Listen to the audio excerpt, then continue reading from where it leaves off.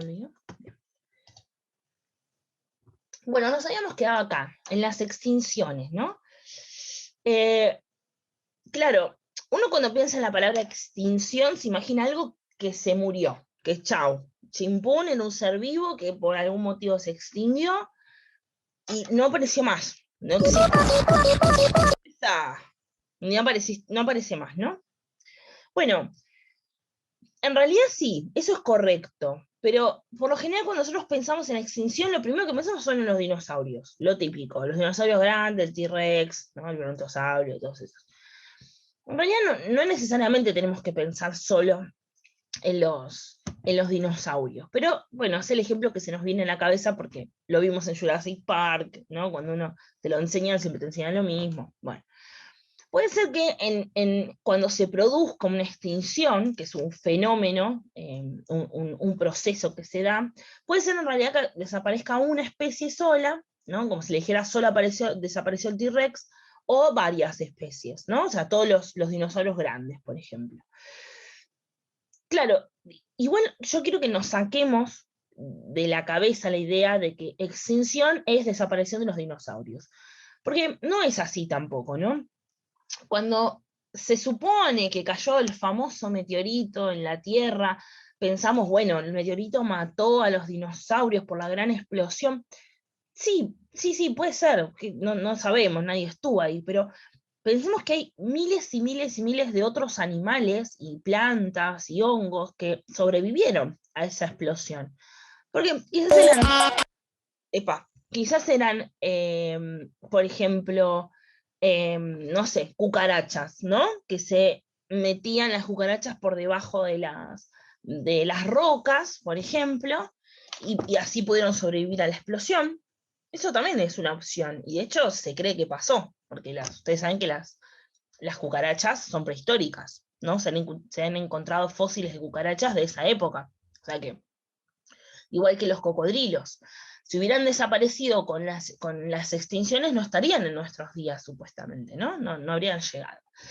Así que cuando sucede una extinción, a veces se cree que afectaba a justamente estos dinosaurios de gran tamaño, a veces era simplemente un pequeño grupo de una población que habitaba en un lugar específico, o a veces era más general, a veces era algo que solamente afectaba a los vegetales y no a los animales. Entonces no pensemos solamente en los dinosaurios. Tampoco pensemos solamente en el meteorito, ¿no? O sea, cual capítulo de Los Simpson a tal cual, que Homero viaja al pasado y estornuda y se van muriendo todos, es muy probable que haya pasado algo así también, que haya aparecido un cambio en el ambiente, un virus, una bacteria que haya afectado a un cierto grupo de seres vivos, ¿no? Algún virus que afecta a las plantas o a los hongos, o a algún ser vivo más grande, o que afecta solo a mamíferos, ¿sí? Puede haberse dado también. Las extinciones pueden ser por eso, pueden ser porque haya caído un meteorito o algo similar, pueden darse porque, por ejemplo, hubo una gran sequía, una sequía enorme de periodos muy largos sin lluvia, y eso terminó acabando con muchas poblaciones de plantas y de animales, o puede haberse dado por las grandes glaciaciones, ¿no? La de hielo, la peli de hielo, que seguramente todos conocemos, o por lo menos vimos alguna vez, o una foto o algo así. El periodo de la glaciación terminó matando, destruyendo, desapareciendo por completo un montón de animales que no estaban adaptados al frío, ¿sí? Eran animales que viven en zonas cálidas o calurosas. Entonces, bueno, esos animales terminaron desapareciendo, es así. Así que no nos quedemos solamente con la imagen que puse acá, que la puse a propósito, de los dinosaurios con el meteorito, ¿sí? Pensemos en un montón de situaciones más. ¿Quién es iPhone? ¿Alguien conoce un iPhone que se nos adhiera a la clase? Es Marian Tobar, me parece. Sí, Ok. una chica que nos hizo perder tiempo en la prueba de biología. Ok, bueno. De lengua, perdón. De lengua. No. Yo no di prueba. Bueno, no sé. Ok. Bien, entonces, genial. ¿Cómo hacemos cómo hacemos? Yo me reincluyo, ¿no? Pero, ¿cómo hacen los científicos, los genetistas, los paleontólogos, para darse cuenta, ¿no? De qué animales o qué plantas o qué hongos desaparecieron. O si fue solo una población y no a nivel mundial, capaz fue solo una región. O por qué fue. ¿Fue un meteorito? ¿Fue un cambio en el ambiente? O sea, ¿qué fue? Bueno, estudian ¿No los le hacen fósiles. estudios Sí, a claro, eso? exacto. Exactamente. Estudian los fósiles. No solamente estudian los fósiles, que es como el resto de ese animal, planta, hongo, lo que sea, de ese ser vivo, sino también el lugar en donde los encuentran, ¿no? O sea, es muy importante porque si yo estudio, por ejemplo, que encontré, a ver, lo típico, acá en Argentina se encontró un dinosaurio, y sigo con el ejemplo de los dinosaurios, que se llama argentinosaurios. ¿Eso lo sabían ustedes? Sí, eso sí. Sí, se encontraron los fósiles cuando estaban haciendo una línea de subte. Obviamente que como está en territorio argentino, argentinosaurios, papás, de una. O sea, ¿qué pasa? Se lo encontró y se estudió, o sea, no solamente se encontraron sus restos, obviamente son fósiles, se le dieron el tratado que correspondía, son huesos muy frágiles, en este caso se encontraron huesos, pero son fósiles muy frágiles, hay que tratarlos de una forma muy delicada y muy especial. Se le hicieron estudios con diferentes compuestos, carbono 14, que es algo que nos permite determinar como la edad, entre comillas, que tiene ese hueso, o lo que sea que se haya encontrado, y se dedujo que, no sé, había vivido, qué sé yo, en la era paleozoica, no sé, por tirar una cualquiera, no me acuerdo bien. Pero bueno, en la era paleozoica.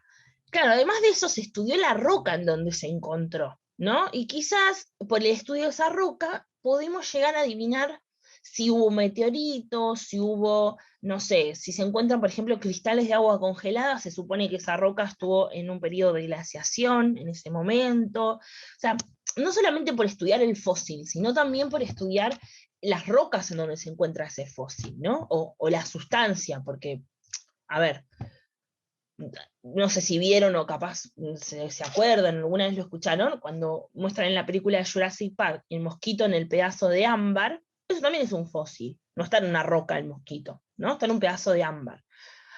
Un fósil se le llama a alguna parte, por lo general es una parte dura, pero a veces puede pasar que no, de algún animal, o por lo general, si se encuentran partes duras como huesos, son de animales. Puede haber otros animales que queden encerrados, o plantas, o hongos, o un ser vivo que quede encerrado en el ámbar, como el ejemplo de Jurassic Park. También puede pasar que sea una impronta, ¿vieron? Como un sello, una cosa así. Por lo general las plantas, pero mucha cantidad también de vegetales y de hongos se encontraron así, como en una impronta, porque los vegetales no tienen partes duras, por lo general son todas partes blandas, no tienen huesos. Entonces, por lo general lo que se encuentran son las improntas. Nosotros pensamos en los fósiles y también nos imaginamos el hueso, ¿no? Ahí. Pero hay muchas especies de fósiles diferentes. Pero bueno, nada, se estudia el fósil, se estudia la época en donde sucedió, ya se sabe que hubo una época en el pasado que era más propensa a recibir meteoritos, otra cantidad de años que se sabe que hubo glaciación, otra cierta cantidad de años que se sabe que hubo sequías, y se estudian las rocas de alrededor, también se estudia si se encontraron otros fósiles alrededor, y qué se sabe que pasó con esos fósiles. Capaz ya se sabe que hubo un meteorito en Buenos Aires, entonces se supone que el Argentinosaurus murió de un meteorito, ¿no? Por ejemplo. O sea, pueden ser un montón de opciones, pero eso esto se encargan los paleontólogos. Entonces, estos estudios de los fósiles nos indican que a lo largo de toda la historia de la Tierra se produjeron extinciones que podían ser graduales, ¿no? O sea, con el correr del tiempo, lentas, pero también podían haber sido de impacto, como el típico meteorito.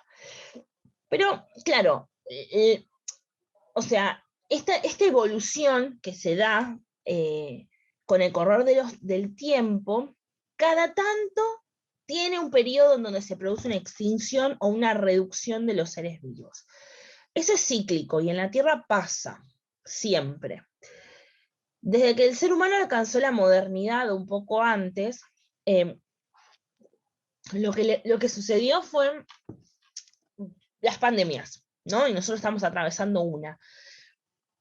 Por lo general, los periodos de pandemias también se consideran no extinciones, nada que ver, pero sí se consideran como periodos en el tiempo en el cual la propia naturaleza ajusta sus condiciones de vida, digamos, ¿no? O sea, no es para crear alarma ni nada por el estilo, porque nosotros tenemos la tecnología y el conocimiento como para responder ante esa pandemia, ¿no? Pero cuando estaba el Australopithecus, la especie anterior al ser humano, también hubo pandemias y también murieron un montón de humanos. No todos, porque si no, no hubiéramos llegado nosotros a nuestros días. Alguno tuvo que haber sobrevivido. Pero bueno, sí se cree que eso pasó y fue algo natural, digamos, como todas las pandemias, ¿no? Es algo natural. No queremos pensar que fue creado en el laboratorio. Pero bueno, nada, simplemente la evolución a veces es interrumpida por estos periodos de extinciones. En este caso, si nosotros pensamos en los dinosaurios, sabemos que fueron extinciones masivas, muy grandes, de especies muy numerosas. Pero bueno, fue pasando a lo largo de todo el tiempo, que a una cierta cantidad de años, por lo general aparece algo así. Bueno, ahí está, al final de la era mesozoica, el ejemplo de los dinosaurios. Bien, actualmente, dice el texto, la teoría evolutiva sigue desarrollándose y se presentan nuevos aportes que permiten extenderla. O sea, hoy por hoy la ciencia considera que la evolución es un hecho, que existe esta teoría evolutiva y cada vez hay más aportes que hacen que esta teoría crezca, ¿no? Y sea como más creíble, por así decirlo. Son evidencias que lo aportan. Entre ellas se encuentra la propuesta de este científico, de este paleontólogo, es geólogo, es biólogo evolutivo, es historiador, es de todo, que se llama Stephen Jay Gould. En los últimos años de su vida, acá dice el texto, impartió clases de biología y evolución en la Universidad de Buenos Aires, de Nueva York, perdón. Es simplemente un biólogo, un naturalista, que propuso diferentes teorías, entre ellas la teoría del equilibrio puntuado, que desarrolló Niels Ehlers, que en realidad este Niels, ¿sí?, propuso esta teoría del equilibrio puntuado y después la retomó Gould y la desarrolló un poco mejor.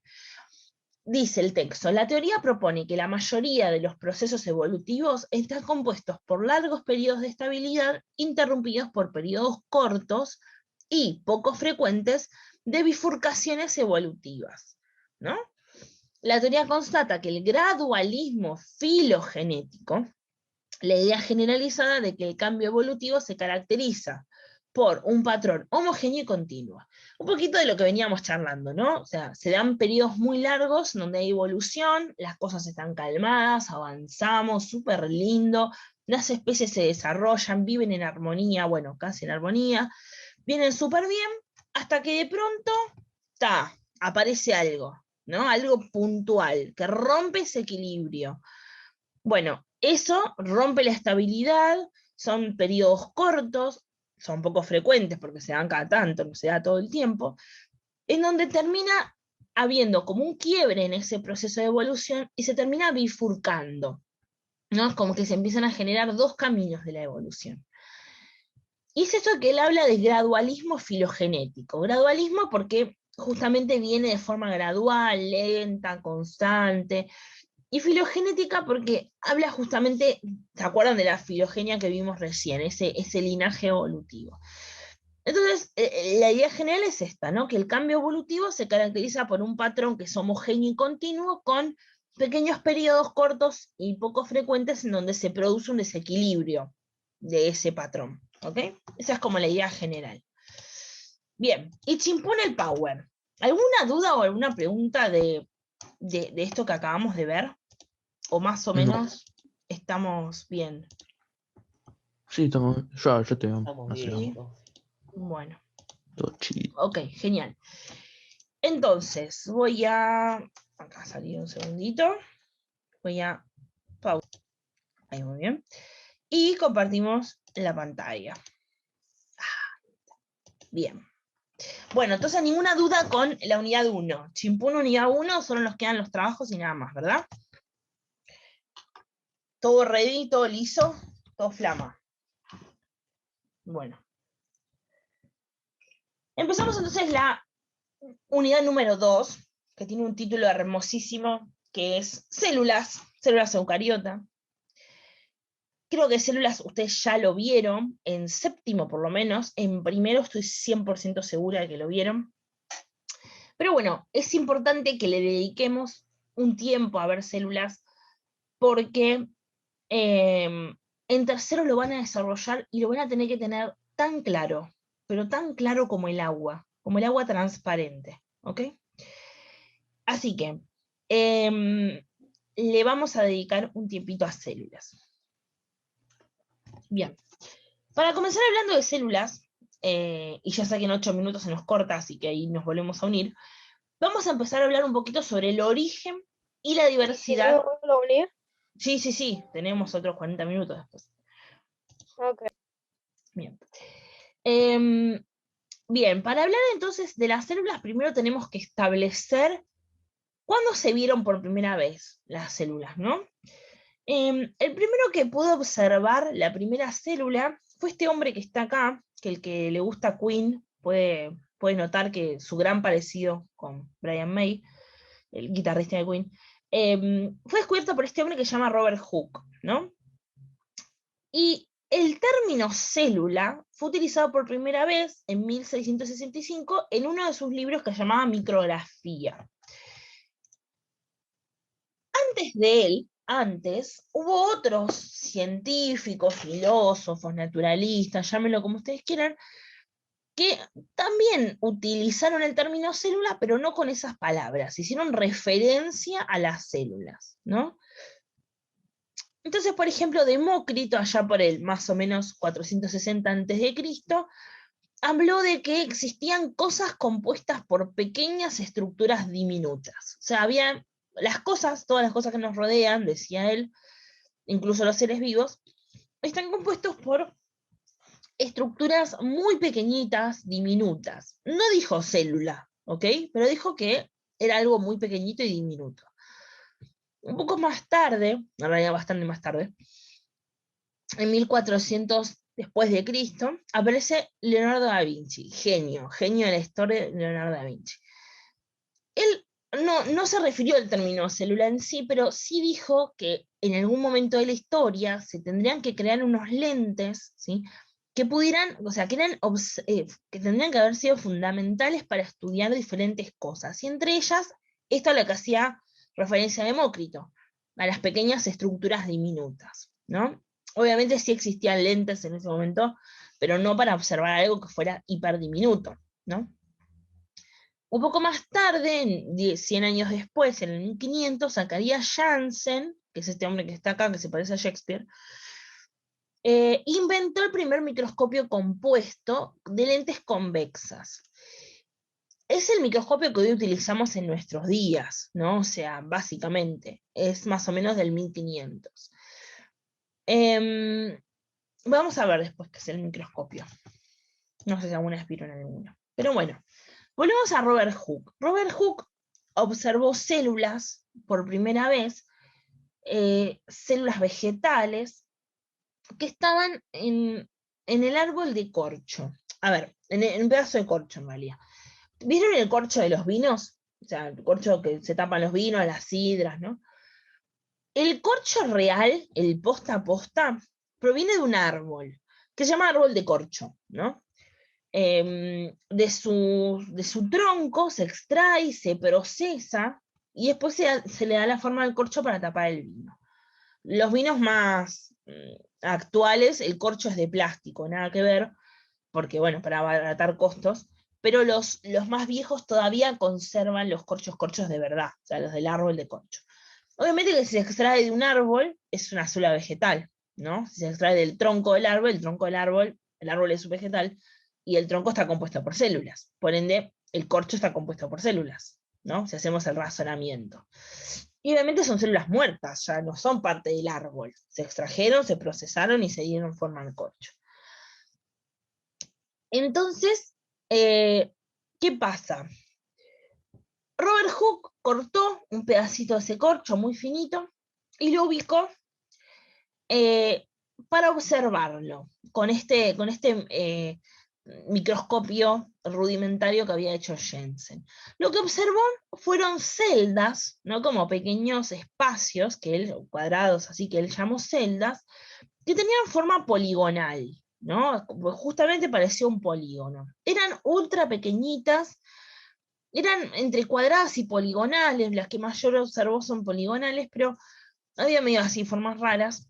Él le dio el nombre de celdas y posteriormente se derivó al nombre de células. Si nosotros vamos a la etimología de la palabra célula, vamos a ver qué significa celda, ¿sí? Esto es lo que él observó. Tomó el corcho, cortó una capa ultra fina de corcho, que es esta que está acá, y la observó al microscopio, ¿sí? Y hoy le observó esto, parecía un panal de abejas, ¿sí? Cada una de estas sería una célula con forma poligonal, ¿sí?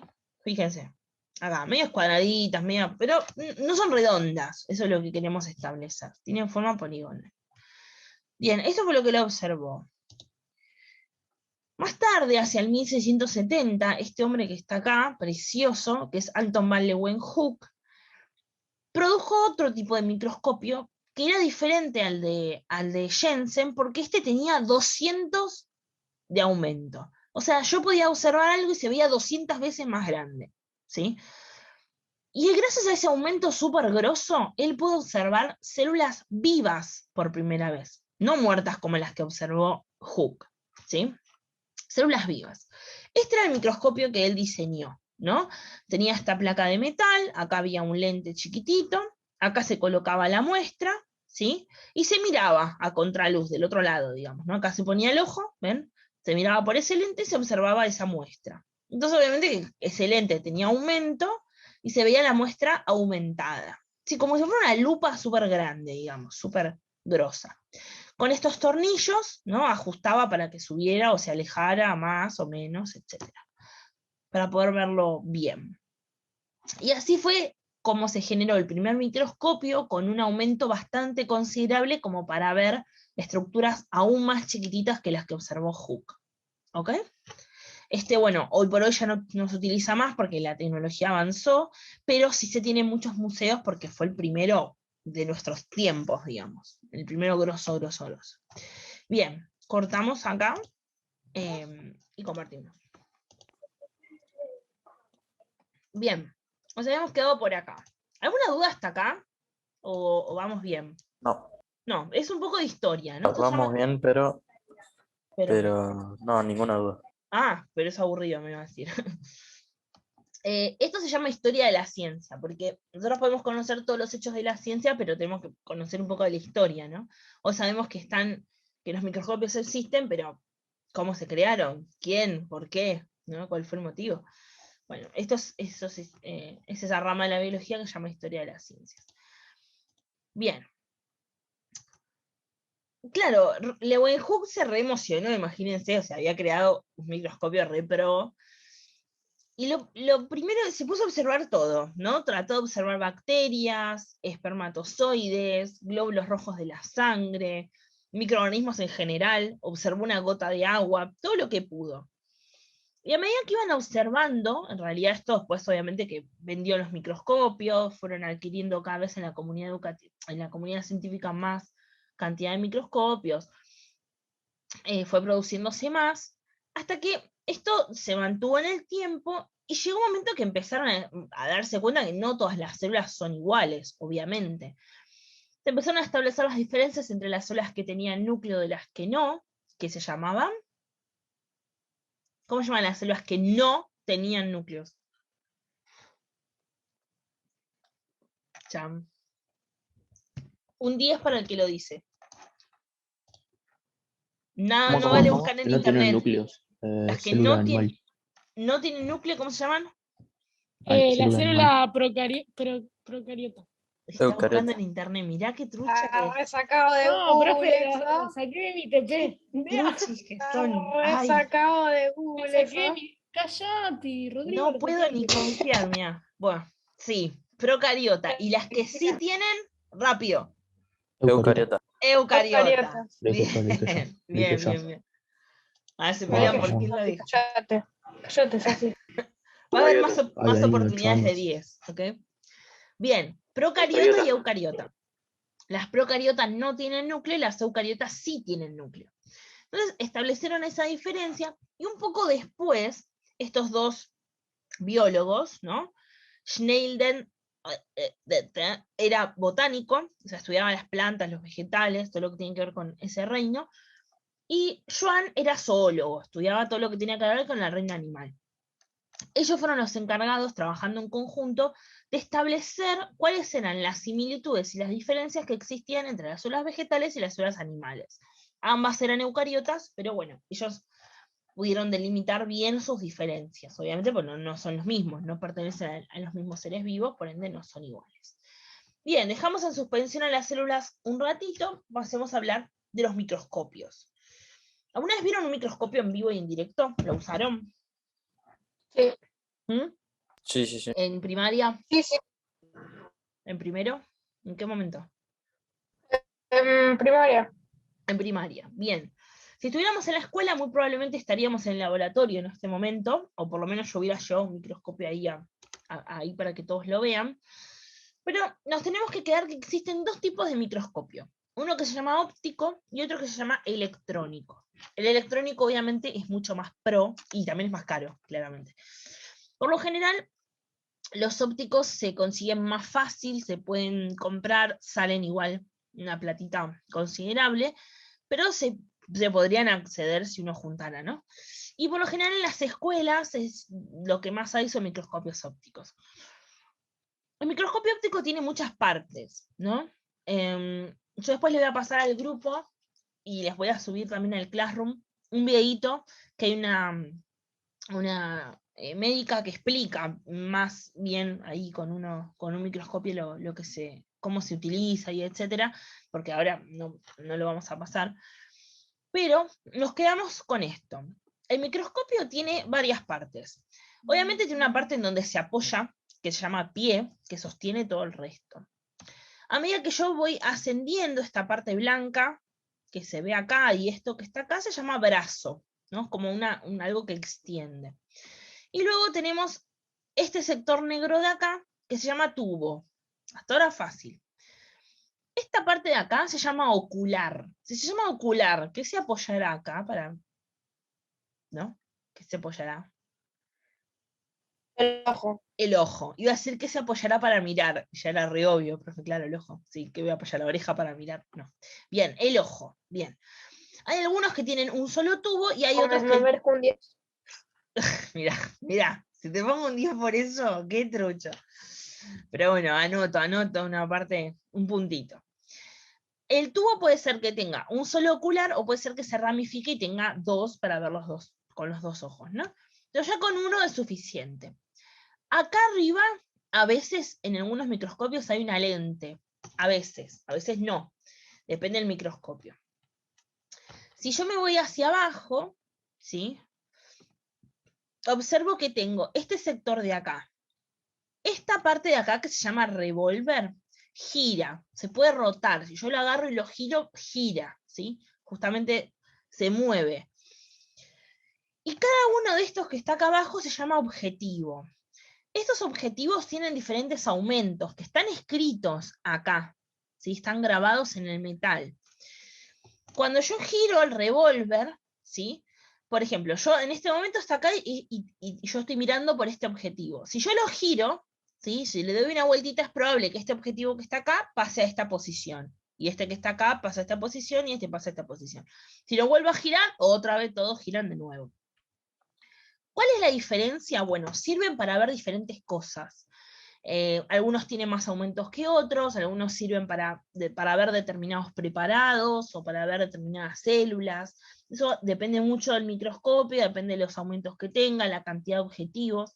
Por lo general tienen 3, la gran mayoría tiene 3 objetivos distintos, algunos pueden tener 4, los más copados, pero por lo general tienen 3. Ok, ahora, esto que está acá negro, esta estructura negra se llama palatina, o acá le pusieron platina, supongo que se puede llamar igual, pero yo lo conozco con el nombre de palatina. En la palatina acá hay un pequeño agujerito, ¿sí? Que no tiene nada, esto es hueco, acá yo puedo meter mi dedo si es que quiero, y en esta parte de acá se coloca un pequeño vidrio rectangular que se llama portaobjetos. Se llama portaobjetos es porque porta objetos, básicamente. Lo que porta son preparados. ¿Se acuerdan que recién vimos que Hooke observó un preparado de corcho? Bueno, lo que hizo Hooke fue cortar una capa ínfima, súper fina, súper fina, de corcho, y la habrá colocado seguramente en un portaobjetos, ¿sí? O en algo similar de esa época. Es un vidrio simplemente cuadrado.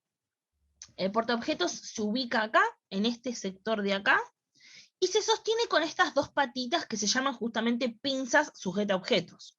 Son dos pincitas que están como adheridas en su base, pero se mueven, ¿sí? Y como que se apoyan sobre el portaobjetos para que no se mueva el portaobjetos, lo mantienen fijo. En el portaobjetos se puede colocar sustancias sólidas, o por ejemplo una gotita de sangre, una gotita de agua, una gotita de algún líquido se puede observar también. Pero la onda es que sea súper finito, súper, ¿sí? Si alguna vez cortó cebolla, o cuando vayan a cortar cebolla la próxima vez, a veces vieron que cuando están cortando se le puede salir una capita, pero que es nada, es transparente, la veo, o sea, parece una capita de piel, ¿no? Cuando nos pelamos, eso también. Súper, súper fina. Eso es lo que tenemos que lograr cuando miramos al microscopio. Yo no puedo cortar un pedazo, ¿no? Como para hacer la ensalada de cebolla y ponerlo ahí, porque no se va a ver, ¿sí? Necesito que la capa sea ultra fina. Por arriba de la capita fina o la gotita de sangre o gotita de agua o lo que sea, se le coloca otro vidrio que se llama cubre objetos, justamente porque cubre el preparado que yo estoy observando. Ese cubre objetos también es un vidrio, es cuadradito, no es rectangular, y se lo coloca por arriba. Entonces, con eso yo me aseguro de que ese preparado que yo hice, esa capita o esa gotita de líquido, de lo que sea, no se seque, ¿no? O sea, porque si se seca con el propio aire, se arruina y no voy a poder observar nada. Entonces, por lo general, cuando cortamos, agarramos esa capita de cebolla que se desprende y la ponemos en el cubreobjeto, le ponemos una gota de agua, una sola gota de agua, y le ponemos el cubreobjetos por arriba. Y con eso es suficiente, con eso la podemos mirar, ¿sí? Y lo mismo, si tengo una gota de agua, le pongo el cubreobjeto arriba para que no se me evapore el agua. Y lo coloco en esta posición, justo que le dé este circulito de acá abajo y que le dé el objetivo, ¿sí? Tiene que estar entre medio de este circulito y el objetivo. Bien. Y casi estoy listo para empezar a observar, pero tengo que tener en cuenta dos cosas más. La primera es la siguiente. Esta parte que está acá abajo, que se llama iluminación, justamente lo que me va a dar es luz, ¿sí? Estos microscopios que salen un poquito más, tienen acá, no sé si lo ven, como un enchufecito como el de la pared, ¿vieron? Donde prenden y apagan la luz. ¿Qué hace exactamente eso? Uno lo toca y de acá sale una luz, hacia arriba. Esa luz atraviesa, viene todo el haz de luz por acá, atraviesa esto que se llama diafragma y sale por este espacio, sale hacia arriba. Claro, pero cuando sale y atraviesa este espacio se encuentra con el preparado que yo hice. Bien.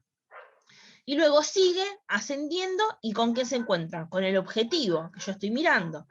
Y después sigue hasta llegar al ocular y yo lo veo. Por eso yo veo la luz, ¿no? Veo la luz, parezco Víctor Soire. Bien. ¿Por qué el preparado dijimos que tenía que ser una capa súper finita? ¿Alguna vez intentaron mirar a través de la luz algo muy grueso? O sea, yo miro una hoja de papel, que es gruesa, que todos quiero que lo hagan hoy que hay sol, miren hacia la luz con una hoja de papel. O sea, como no se va a ver el sol, no voy a poder ver lo que está detrás de la hoja porque es muy gruesa. En cambio, si agarro un papel de calcar, por ejemplo, que es más fino, ¿sí? Y miro, voy a poder ver mejor. Y cuanto más fino se hace papel, mejor voy a observar para el otro lado. Y acá pasa lo mismo. Si yo pongo un pedazo de cebolla, ¿sí? Y lo ubico acá, la luz que la atraviesa no va a poder seguir su recorrido, ¿sí? Porque simplemente es tan grueso que no me va a dejar pasar la luz. En cambio, si lo que yo pongo es una capa muy finita de la cebolla, lo va a poder atravesar sin problemas y va a seguir el recorrido del rayo de luz. Lo mismo ocurre con los líquidos, ¿sí? Bien, o sea que necesito un preparado especial, necesito que haya luz. El diafragma que está acá tiene esta perillita que lo que hace es abrirse o cerrarse, ¿sí? Se abre o se cierra, este chico es de primero, se abre o se cierra, permitiendo el paso de más o menos luz, ¿sí? Pero bueno, no importa, eso es para medir la cantidad de luz. Nada, nos quedamos con que tiene que pasar luz. Hay algunos microscopios que tienen en este sector como un bracito con un espejo. Eso es porque necesitamos por lo general esos microscopios no tienen esta perillita y no tienen luz, porque son los que podemos comprar los pobres. Y con el espejito lo que tenemos que lograr es ponernos al lado de una ventana o al lado de una lámpara y tratar de enfocar para que el rayo de luz pegue en el vidrio y pueda ascender por acá, ¿sí? Es toda una habilidad, no se lo recomiendo a nadie, pero yo estudié con esos. No es difícil, imposible, pero hay que tener cancha, digamos. Bien, y después tenemos que tener en cuenta para poder observar, estamos casi a punto de observar las células de la cebolla, pero me queda un pasito más, que es estas dos palanquitas que tengo acá, ¿no? Uno se llama macrométrico, el que es más grande, y micrométrico, el que es más chiquitito.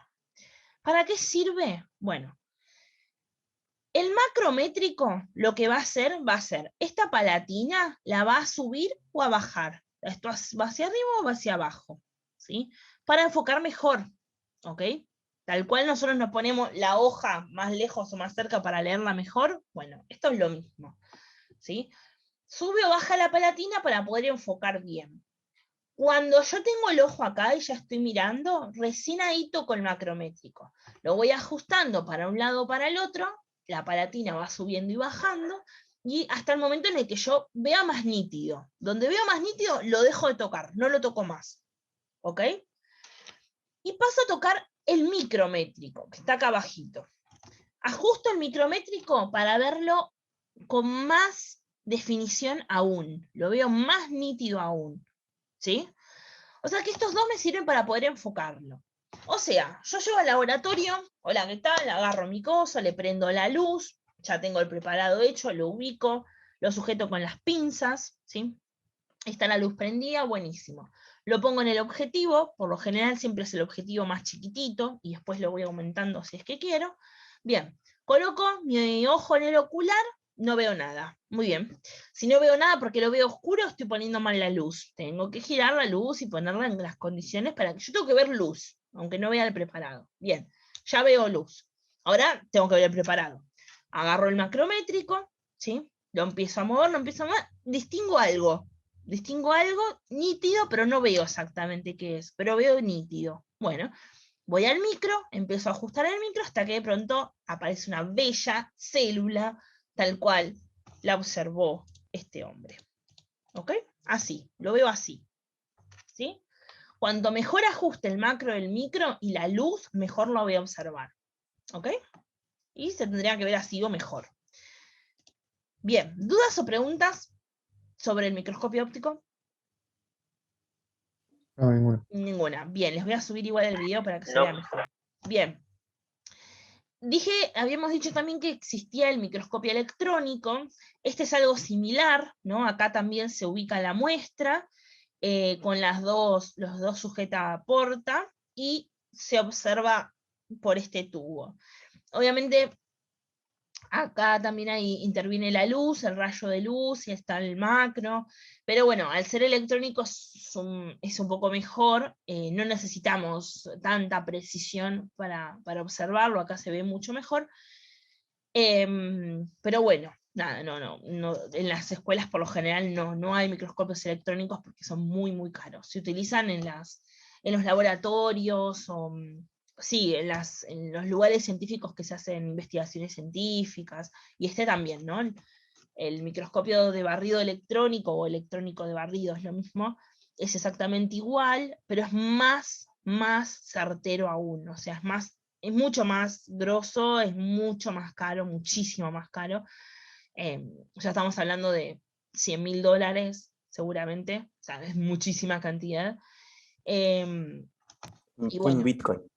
exacto, sí, o más, diría yo, varios bitcoins. Obviamente un simple mortal como yo no lo voy a poder comprar nunca en mi vida, posiblemente nunca vea uno en vivo y en directo, lo veo por fotos nada más, pero si nos vamos a, por ejemplo, donde están haciendo ahora la vacuna del coronavirus, probablemente haya uno, quizás en la UBA, por ejemplo, en la Facultad de Ciencias Exactas y Naturales, quizás haya uno, ¿no? Pero por lo general no están en lugares educativos, sino que no están más bien en lugares de investigación, pero muy grosos. Hay que tener mucha plata para comprarlos, porque aparte, si se rompe algo, conseguir un repuesto, bueno, obviamente hay que traerlo del exterior y ese repuesto sale como un auto, ¿ok? Así que bueno, nada. Pero existen y con eso se sacan las fotos más certeras. Las que mejor se ven están sacadas con estos. Veamos ejemplos. Acá. Por ejemplo, si yo quiero observar bacterias, ¿sí? Si yo las miro con el microscopio óptico, el que tenemos en la escuela, lo vamos a observar así. ¿Ok? Cada una de estas es una bacteria, esto también las alargaditas. Ahora, si yo lo veo con un microscopio electrónico, las voy a ver así. ¿Ok?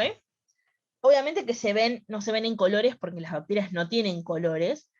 Si quisiéramos observarlas con colores, podríamos colorearlas con un colorante. Podríamos, existen un montón que sirven para colorear células y se ven en colores, pero bueno, si las vemos en vivo en directo, se ven color gris, no sé, sin color. Pero fíjense la diferencia, ¿no? Como que acá lo veo un poco lejitos y en 2D, y acá la veo súper cerca y en 3D. Esa es la diferencia entre lo que se ve en uno y en otro. Si observo espermatozoides, por ejemplo, lo mismo, ¿sí? Fíjense cómo se ve acá el espermatozoide, ¿no? Acá hay otro. Y si lo veo con el microscopio electrónico, se ve súper, súper bien delimitado y súper, lo puedo aumentar muchísimo más, de hecho, es como otra cosa. Acá esto tiene una tinción azul, no me acuerdo ahora cómo se llama, azul de metilo puede ser, bueno, son diferentes coloraciones. Los glóbulos rojos, en este caso sí, los glóbulos rojos tienen color rojo, obviamente, pero bueno, nada, así se verían al microscopio óptico y así se ve uno, este es un glóbulo, este es otro glóbulo, este es otro, este es otro, este es otro, otro, microscopio electrónico. Por lo general las cosas al microscopio electrónico no se ven en colores, no es que el glóbulo rojo acá es gris, pero bueno, la foto fue sacada en blanco y negro. Microscopios, diferentes tipos, perdón, protozoos, ahí está, vistos al microscopio electrónico, en este caso, los protozoos por lo general son muy chiquititos, se pueden ver al microscopio óptico, pero bueno, cada uno de estos es un protozoo diferente, que es un grupo de seres vivos, ¿no? Vistos al microscopio electrónico. Una gota de agua, si yo agarro una gotita de agua de un lago, ¿sí? Y la observo al microscopio, veo esto, ¿ok? Cada uno de estos es un ser vivo, cada uno de estos. De diferentes grupos, acá hay un copépodo, estas son bacterias espiroquetas, ¿no? O sea, nada, este es otro copépodo. Son diferentes seres vivos que habitan el agua. No nos hacen mal ninguno, así que se pueden seguir bañando en el lago, no pasa nada. Ok, bien. Y lo último que nos queda ver es esto de acá, y prometo que los libero, que son las diferentes formas que tienen las células. Porque yo digo célula, pienso en célula, y uno se imagina la redondita normal, ¿no? Que uno ve en las fotos, pero en realidad, particularmente en el cuerpo humano, hay un montón diferentes y de diferentes formas. Por ejemplo, esta célula que está acá tiene forma de estrellita y un cordoncito largo que termina en ramificaciones. Es una neurona, es una célula nerviosa, ¿sí? Esta en particular se llama alfa-motoneurona. Sirve para, cada vez que nos movemos, se activa esta neurona. ¿Ok? Estas que están acá son células musculares, lisas o estriadas. Estriadas es porque tienen estas rayitas en el medio y las lisas no lo tienen. Son células que están presentes en el músculo. Estos que están acá abajo son eritrocitos o glóbulos rojos. Tienen esta típica forma como de monedita. Si yo lo corto se ve así. Pero bueno, fíjense, ya tenemos tres y son las tres diferentes, ¿no? Esto es un adipocito, está presente en los rollitos que tenemos en el cuerpo, está lleno de células adipocíticas, almacenan lípidos, que son grasas o aceites. Esto que está acá es una lámina que se enrolla, que se llama célula de Schwann. Justamente es esto, ¿no? Son como pequeñas láminas que se enrollan en los axones de las células nerviosas. Acá, a lo largo de todo esto se enrollan. Se enrollan para mielinizarlo. Después ya lo vamos a ver, que significa en tercero, se ve bien sistema nervioso, y ahí se observa bien cuál es su función. Pero fíjense, nada que ver, esto es como una placa. Estos que están acá se llaman fibrocitos, las células. Fíjense que en este caso se origina primero una célula madre, digamos, y a medida que va avanzando, va cambiando su forma. Acá se llaman fibroblastos, hasta que después se diferencian un poco más y se llaman fibrocitos. Son las células que van a pasar a conformar en un futuro el hueso, ¿sí? Estas células que están acá son células absorbentes, están presentes, por ejemplo, estas de acá. Cada una de estas es una célula que tiene una serie de cilios, como si fueran pelitos que se mueven, que están en la tráquea, ¿no? Nuestra tráquea en la parte de adentro, y permiten que las sustancias que nosotros respiramos avancen. Y estas que están acá, que son bastante parecidas, son del intestino delgado, ¿no? El intestino delgado por adentro tiene estas células, y cada una de estas es como que puede incorporar nutrientes. Estas que están acá tienen forma de bastón, está presente en la retina. No sé si escucharon nombrar que nuestros ojos tienen conos y bastones, ¿sí? El bastón es uno de ellos. Estas que están acá son células pigmentarias, por ejemplo las que conforman la piel. Fíjese que nada que ver, parece una marcha de Art Attack. Estas son el espermatozoide y el óvulo, las células sexuales. Fíjense la diferencia, el óvulo es así y el espermatozoide es así, chiquitito, chiquitito, ¿sí?